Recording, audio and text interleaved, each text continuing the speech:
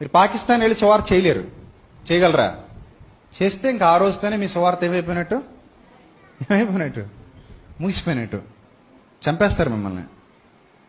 అలాగే Saudi, Kuwait, Dubai, Muscat ఇలాంటి ప్రాంతాల్లో, కొన్ని ప్రాంతాల్లో మీరు వెళ్ళి రోడ్డు మీద బైబిల్ పట్టుకుని ఏసే రక్షకుడు, ఏసుని నమ్మండి, ఇదిగో ఇది సువార్త, ఇది సత్యము అన్నారనుకోండి, ఆ రోజుతో మీ చాప్టర్ ఏమైపోయినట్టు, క్లోజ్. నివాస్ కరెక్టే కదా? చంపేస్తారు, చంపేసి పంపించేస్తారు. ఇంకా మన వాళ్ళు చాలా మంది అక్కడ ఉన్నారు. ఇప్పుడు బతుకు తెరువు కోసం వెళ్ళారు. అక్కడ మన వాళ్ళు, నేను కువైట్ వెళ్ళా వాకింగ్ చెప్పా, నేను దుబాయ్ వెళ్ళా వాకింగ్ చెప్పా అంటే ఎవరికి చెప్పావు? కువైటీస్కా, దుబాయ్లకా? కాదు. మరి ఎవరికి? అక్కడున్న తెలుగు వాళ్ళకి.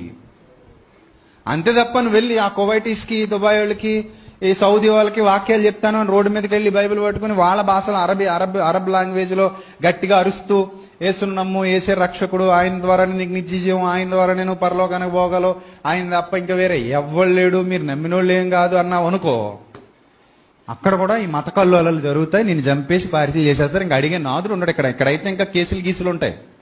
అక్కడైతే నో కేసెస్.